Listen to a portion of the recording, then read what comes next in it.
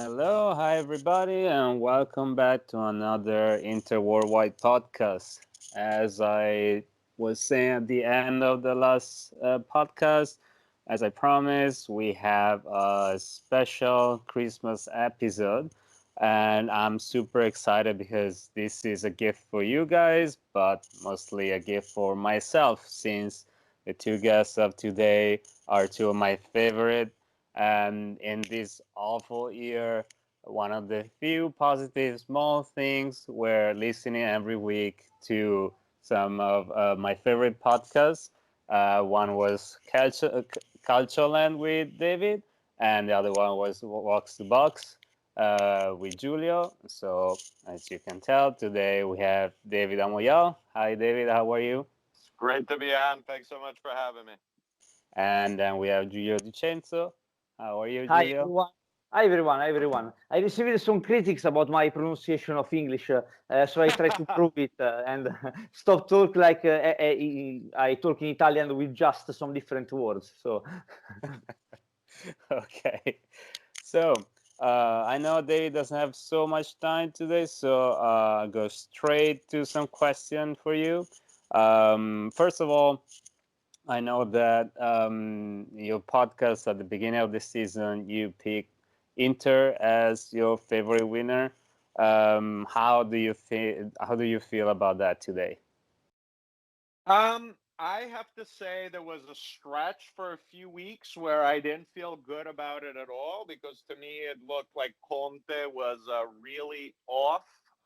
He didn't seem like he really wanted to be there, but I think the elimination from the Champions League has really kind of made me feel good about my pick again. I think Conte too is a wounded animal. I think he felt really criticized for the elimination in the Champions League, which I think is fair. I think Inter had a deep enough squad that they could win the Scudetto and get out of this group. So I feel a lot better about it. I think Inter's defense now is almost back to what we saw last season, but I think more than anything, it was the elimination in the Champions League really changed everything. If you wanted Inter to win, I feel like now a lot of things are aligning for you for that to happen. And what do you think of the competitors? I'm thinking about Milan and your Juventus. What do you think is their situation at the moment? Well, look, I think at the end of the day, Juve and Inter have by far the best squads in Italy. I think what Milan's doing is very remarkable, but at the end of the day, I still think Juve and Inter have considerably better squads. Now, look, with Juve, the big uncertainty is Pirlo, but look, when you have De Ligt and Ronaldo playing, that makes up for a lot of uncertainty at the coaching position. So look, I think this Juve squad, I have to say, in many ways, has the potential to maybe be one of the best Juve teams we've seen in the past 10 years because I feel they're incredibly strong on the wings, which they haven't been in a little while. They have Quadrado, Alessandro, Danilo, Chiesa, Kulusevski. Like those guys really make a difference on the wing. Of course, they have Ronaldo. Morata has turned out to be a great addition. Look, I think Juve has everything needed to compete with Inter until the very end. And I feel so strongly about their squad that if you told me now Chiellini is not going to play another game this season and Dybala is going to really struggle to find a spot on the team, I still think Juve has enough to win the Scudetto without their captain and the player that won MVP in Serie A last season. But if I had to, I would give Inter a very slight edge over Juve as I sit today. David, what you tell about the Juventus roster and so on is the logical base of the signing of Pirlo as a manager in this year. Well, look, I think for the Pirlo signing was really two things. For me, it was a rejection of Sarri, and a lot of people felt that Sarri, and I think it is fair to say Sarri was an odd fit for Juve. The players didn't warm up to him. And look, I think the senators at Juve, Chiellini, Bonucci, Buffon, Ronaldo, I don't think they had ever really warmed up to it. And they brought in a player who, of course, knows the Juve way really well, and a player who, because of who he was, is probably going to get the benefit of a doubt as a coach. But I think the other thing that's really relevant, it was also a financial decision. I mean, look, Juve took some significant losses this year. They still had to pay Sarri. They're paying Pirlo $2 million net. So I think that's a really important point. I think any other time, had Juve been able to get Guardiola to sign Pochettino, I think they would have pursued that. So I think Pirlo is financial, but also for the locker room for sure. Oh yes, absolutely. But if you don't have a strong squad, you didn't take that risk of signing an unexperienced coach. For a club like Juventus that has the will to win and so on. Yeah, I mean, Pirlo. Look, I think, when you have Ronaldo and De Ligt, I think you can overcome a somewhat inexperienced manager. Like, obviously, I think Inter has a huge advantage at the coaching position, having Conte there that has experience in one thing. So to me, when I look at the two teams, that's where I give the edge. But I don't think Pirlo is a total liability as a manager to Juve either. I think in some ways, having Sarri, who the team was really not warmed up to, and they totally gave up on him after that second half against Milan this summer and crawled to the Scudetto. I think as long as the team follows Pirlo, they'll be fine. I love this conversation. Going a little bit deeper in this rivalry between Inter and Juve, what do you think is going to happen in the face-to-face? Of course, we don't know who will be available, what's going to be the situation in that specific moment. But overall, what do you think? We saw last year, at the end of the day, the two games versus Juventus decided Serie A, we can say. Yeah. Sorry, what was the question again? Repeat. Sorry, I'm a little bit scattered. Oh, no problem. What do you think on a face-to-face Inter-Juventus? I think it should be fascinating because, again, now Inter's defense, to me, looks so much better. And obviously, Juve's attack is really great. So it should be a fascinating match, even tactically. I like the way Pirlo kind of changes formations depending on if he has possession or not. So that should be pretty interesting. I'm also very curious to see, Pirlo go up against Conte in and of itself, because he said Conte is the reason why he became a manager. He never really thought of it until that happened. So, I think it should be fascinating. Look, you have Ronaldo and Lukaku going at each other. You'd think Inter has an advantage in the midfield, although I think Juve's midfield is probably better than people realize. Also on the wings, it should be great. I mean, we're going to have Cuadrado, Hakimi now, so this should be really a great match. Like David said, the most important thing is the confrontation between Conte and Pirlo, because apart the fact that Pirlo gained some inspiration from Conte is a more experienced manager than Pirlo, and he have to prove something, because the last year the two confrontations between Inter and Juventus were my greatest disappointments in the season, because Inter never gave something more in those confrontations, and it looks for me so strange because of all the situation about Conte, Juventus, and the past between him and his former team. This year he needs to prove something more, something different, especially in these two confrontations that we have still to see. The last year was, I repeat myself, were very disappointing, and so we need something more. Yeah, but what's changed for me, and I know what you mean. To me, what's really changed is Inter's depth. Like, what I always remember about the first game at San Siro, which was one of Sarri's best games at Juve, is how much the game changed once Cienzo came out and Inter was bringing in Vicino, while Juve was bringing in really good players off the bench. So I think that in that sense, it's going to be a little different. And I would actually say Sarri's best moments at Juve were those two games against Inter, the one right before the pandemic. So I think it's going to be pretty different now than last year. Yes, no, you're right. Especially for the fact that they were the best games of Juventus in all the season. And for that, because of the changes and so on, I expect something different in these matches. But it's not. I don't know what to expect for that, because it's not easy to read the evolutions of Juventus and Inter in this season. Yeah, for sure. So you said the depth of the Inter's bench, but I think in this transfer window we're gonna see a lot of players moving out and hopefully in. What's your idea of this transfer window in general and more specifically at Inter, David?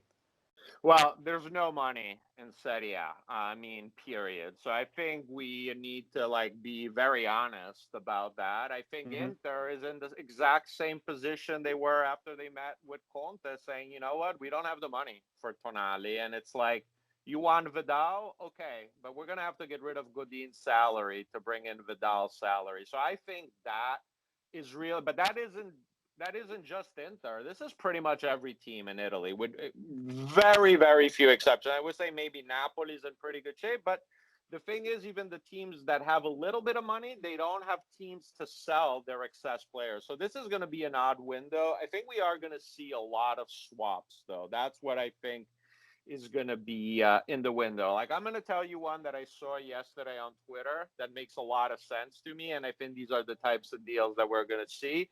The idea of flipping Nainggolan for Pavoletti, to me, is exactly the type of deal you're going to see in January. We know Nainggolan wants to go back to Sardinia. Cagliari hasn't had a great season.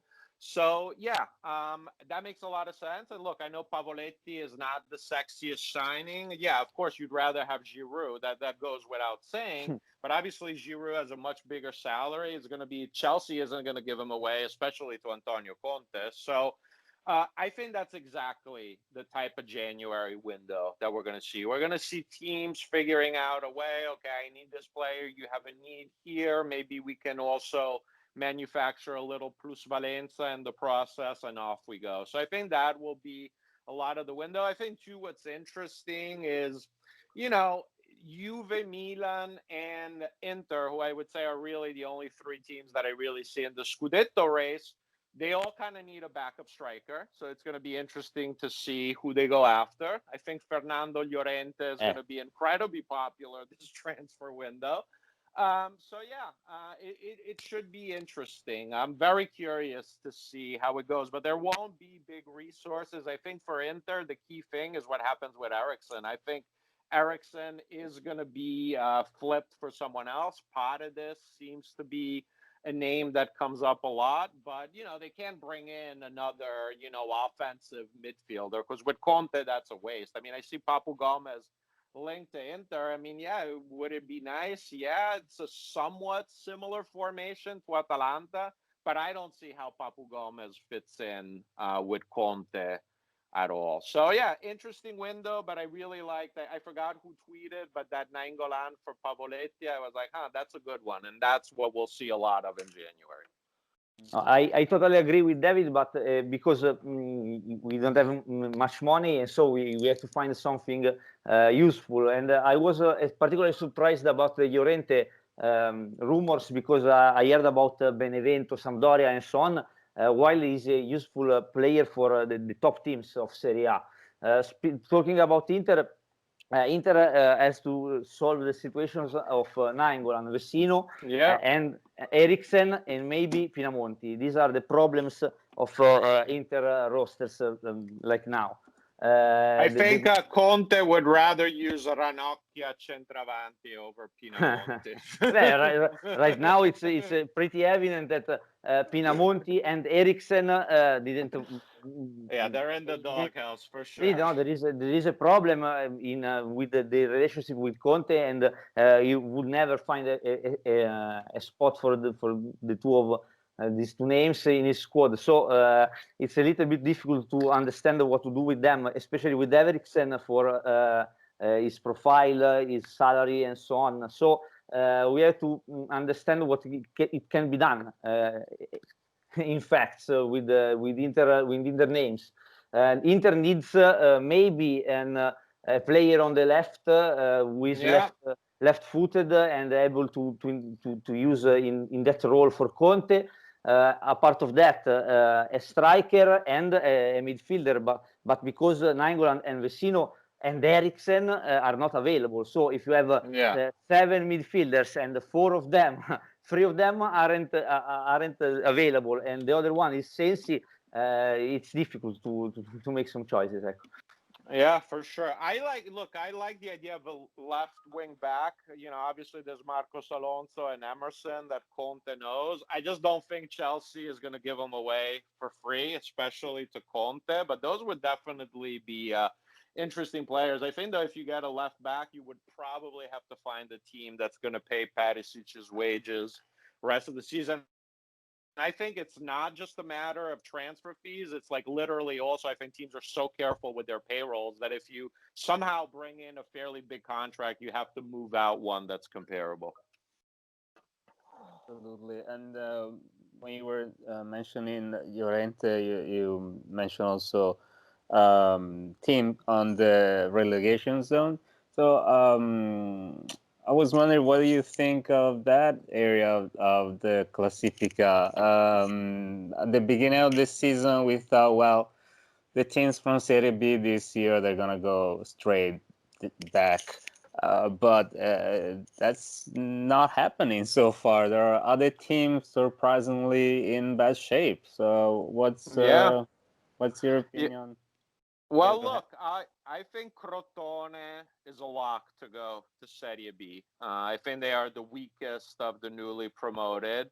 I think Genoa, I was very worried about Genoa, but I think bringing back Ballardini was a great move, and that's really the only thing they could do to really get out of this mess. Firing Ballardini a few years ago was one of the worst decisions I've seen in Serie A in recent years. So I'm going to give Genoa the benefit of the doubt. I'm going to say that it's not out of the question that both Torino and Fiorentina get relegated. I think Parma's in trouble too. I think their president, really nice guy, but I think he's maybe a little bit naive for Italy right now. I think Spezia are really intriguing. So I think it's going to come down to those, but it wouldn't shock me if both Torino and Fiorentina go to Serie B. I have a lot of affection for Torino, but now I really want to see Bellotti on a new team. So if this is what's necessary to get Bellotti to leave, Torino relegated, I'll live with that for a year. So that's kind of how I see it. What about you, Giulio? I want to hear your thoughts on the retrocessione. That is my strong spot. So it's a difficult situation because as we said, the team that come from the Serie B did not make a great impression. So you expected that Spezia, Benevento, and Crotone went down directly, but Fiorentina, Torino, and Genoa are making everything that is in their possibilities to complicate their situation and get involved in the fight for Serie B. It's not an easy situation because you have to. There is the situation that when you have a team that is expected to do something more, that have some problems, difficult situations, and need to change coach and so on, you get down in a spiral that it's all negativity, and so it's not easy. Especially Torino and Fiorentina are in this situation because Genoa is more used to this kind of situation for the last years. And so it's not easy to understand what will happen because Torino has Belotti and some other players that are superior to the players that usually you see in the last part of the Serie A. Also Fiorentina, Crotone and Spezia as names more from Serie B, as you can say. It's not easy, but it's not easy to fight for that situation. And they fought, and they has arrived in a situation that is not easy because we are in December, so you need some points right now. Yeah. We're at the time limit, so I'm gonna do your last question for David. What is the biggest surprise for you in Serie A so far, in positive and in negative? Well, I was pretty high on Verona going Blah, blah, into blah. the season, although they had lost, 3 starters, actually 4 starters with Piscina. We seem to all forget about, but I still thought they would be pretty good because I really believe in Juric and that system. But I have to say, I didn't expect them to be really this good. I think Juric is really a great manager. I'm not sure if he'd be a great manager for a top team, but for a team like Verona, he's superb. So I would say they were positive. Also, Sassuolo. Look, there's a team that I've had my eye on for a while. There's been a few bad games. The Inter one, I know they had a lot of injuries and players out against Milan, but I think they are a positive. And I think for the negative, I mean, it has to be Fiorentina. I mean, look, I didn't think Fiorentina would be that good. I thought Verona would finish ahead of Fiorentina. That was my bold prediction for the season, but I never imagined the gap to be so big that I might win this bet by Christmas. I mean, it's just amazing, the gap there.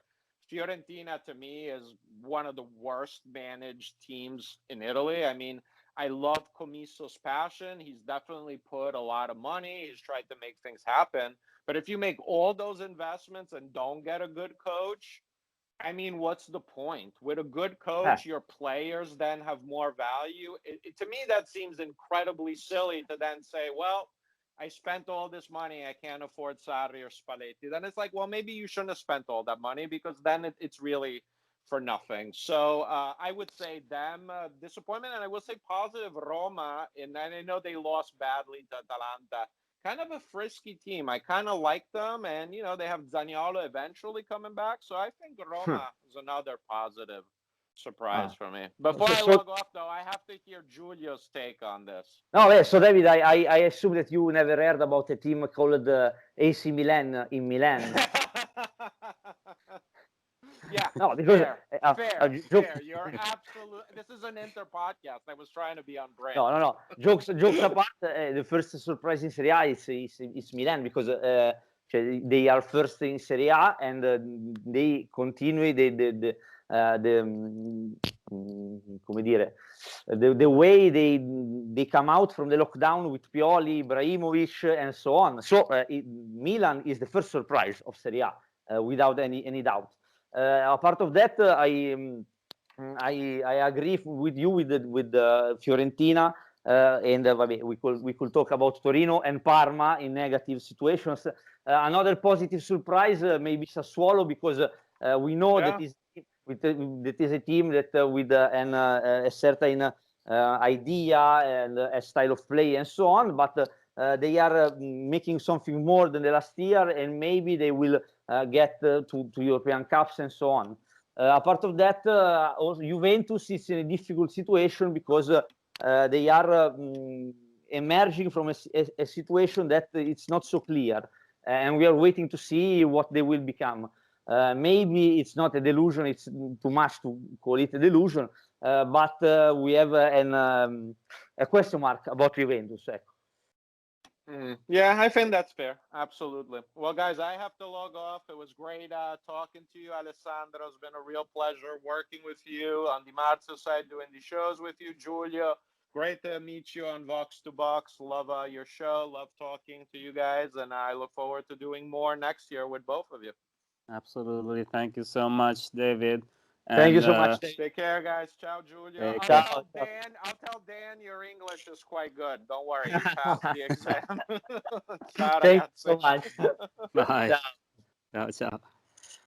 All right, Giulio. Now we can talk freely, Yeah, now we can say whatever we want. Also, all we want about Juve and how bad it is. I'm kidding. No, I have a couple questions more for you. So first one, at the beginning, I was saying David picked Inter as winner for Serie A at the beginning of the season. You did that as well. How do you feel so far? How do I feel about what precisely? Excuse me. About your pick, about picking Inter as okay. Okay. No, because my picking of Inter was because the last year we came we get to the second place. So I was looking for an upgrade in the next year. So it was not a bold prediction, but something that between a bold prediction and something that I hope for. But if you have to grow as a team, you have to aim to something like that. So in my opinion, you have to point to win the Serie A this year. Then you could not win that. Everything could happen around you and so on. But this is your objective, especially after this first part of the year, because we are second in Serie A. It's not easy to win. We have to do a lot of things to manage some problems and so on. But your objective must be win Serie A. Then I repeat, you can not win it, but your objective is that win Serie A. Okay. Last question. To do that, what kind of player do we need? Meaning, I know as David said, there's not going to be any money now for this transfer window, but probably we can make some loan or some exchange of players. So what should we need? Allora, if I have to consider the economics restrictions, I will focus on a striker, because it's evident that we need something more there. Because we have Lukaku and Lautaro Martinez, okay, but also Lautaro Martinez in this first months is not the same of the first 6 months of the first season. And Lukaku can do everything every time. Sanchez sometimes has his problems, and so you need something that someone that Conte trusts. And it's evident that Pinamonti is not that kind of player, and Perisic as the fourth option in the same way it doesn't fit. So you need someone that can fill this position, in my opinion, to have some more options in closed games when you need to make some rotation, also without the European Cups. Apart of that, I'm a little more obsessed to have the players on the outside position, the wing position, with the right foot. So I would like to have a left-footed winger on the left, but I understand that it's difficult because we in an Inter orbit we always talk about Marcos Alonso, Emerson Palmieri, that in London doesn't have so much play time, but it's not so easy to get that, especially in January. So I don't know if someone will get in that position, and then it depends on which players we are able to sell, because as I said before, you have you have to solve the problems about Nainggolan, Vecino at least, and Eriksen, I think, and then also Pinamonti, because we talk about the fourth striker, but there is Pinamonti. So you have to manage a lot of situations to get just 2 players in, because I don't think that someone like Kante will get in January, So we are talking about micromanagement. Absolutely. Very last question. Oh, yeah. As an Inter player, should we be happy or not? Because we won 6 games in a row, and we're recording the day before the Verona game. Should we be happy or not? Because a lot of Interisti are not happy if we win. They're not happy if we draw. We're not happy, of course, if we lose. What's going on? No, as you say, the first situation is that Interisti are never happy. This is a great secret about our fan base. But apart of that, it's the first 6 months of this season. In my opinion, in Serie A, we did more or less our job. We are there. We are in the position that to fight for the title. And in the first positions, we had some problems to find some tactical situations in the first months for some Conte ideas and so on. But the situation in Serie A, for me, it's okay with highs and lows. The problem is obviously about Champions League, that we we throw away the possibility of get to the elimination stage, and it's not something that we expected, and it's not easy to absorb, but the team do a great work in that optic. Because of that, you need to manage your roster, because you have too much player if you have to play a competition less. But it's a job for Conte, and especially for Marotta and Ausilio. So it's difficult to give a vote to the first 6 months of inter-season because of that difference in the two situations. It's something like a 4 in a scale of 10 in Champions League, and a 7, maybe even an 8 in Serie A.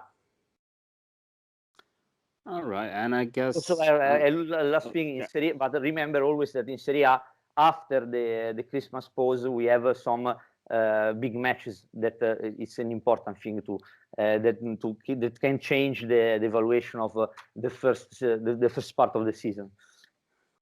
Of course, and I think that even the game of tomorrow is going to be crucial. Said that, thank you so much, Giulio. I wish you and all the listeners happy holidays, Merry Christmas, and I hope we can finish this year with a smile. No, thank you so much, Alessandro. See you next time, and happy holidays to everyone. Okay, bye. Ciao.